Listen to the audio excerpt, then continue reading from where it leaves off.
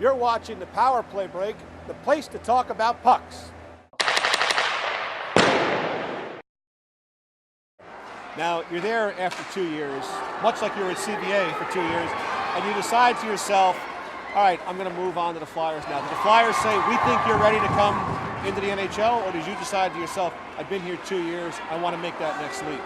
Yeah, I don't think they were too happy that I decided to go back to school for that second year. But again, you got to do what you think is best for yourself to make sure you're ready to go to make that jump. So when you do make it, you're ready to have an impact. So I thought that was good. And again, they left the ball in my court for the most part, and they said, we'd love for you to make the jump and try to play the pro game. And I thought I was ready for the challenge.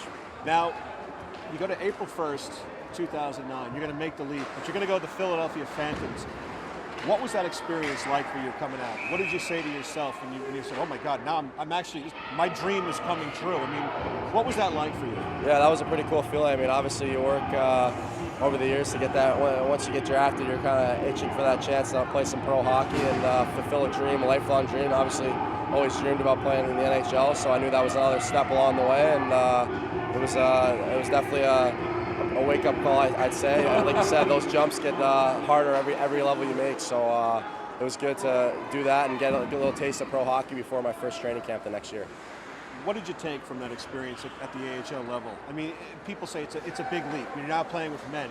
You're a young guy. You're going in there. There are guys who are 25, 26 who are dreamers who are still hanging on. Yep. I mean, they try and take pot shots at you and say, hey, that's a number 2 draft choice. I'm going to go take a shot at him or run at him. I mean, is there any of that going on? I think it's all very competitive. Everyone who plays in that league wants to play in the NHL one day, so they don't really care where you're drafted or where you're from. Everyone's trying to obviously make a name to hopefully fulfill their dream of playing in the NHL. So, I mean, obviously, it's a little bit different when you're playing with guys that have families and kids at home and you're fresh out of college. But again, it was a good experience for me and definitely helped me make the jump next year.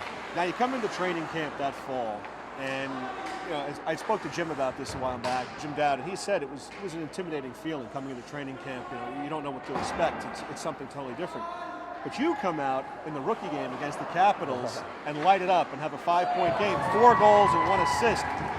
Did you say to yourself, my God, I didn't think it was going to be that difficult? Or did you say, wow, I could maybe make that leap now to the pros? I think what really helped me is the 2 summers prior to that I had spent in Philly working out with the guys and skating with them. And although it was my first training camp, I felt pretty comfortable being down there. And the guys were great about making me feel welcome and all that stuff. So definitely makes it easier to go out there and just worry about playing hockey.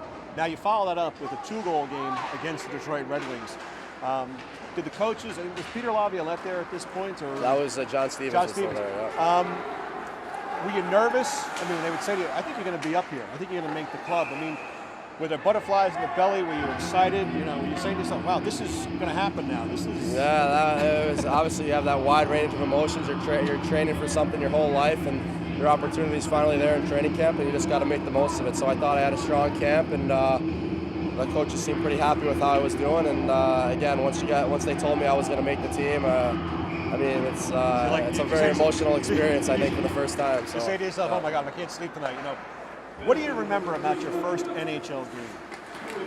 I just remember just trying to skate as fast. It seemed like it was way faster than it now. Like, obviously, you're more comfortable out there with your role, but I remember it just seemed like it was just everything was going way faster, and again, once you get that first shift out of the way, the butterflies kind of wear off and you can kind of settle in a little bit. But yeah, I mean, it was definitely quite an experience. Now, you score a goal in that first game that you played. I think you scored your first NHL goal. I had an assist in that first one. Okay. Yeah. What was your first NHL goal like for you?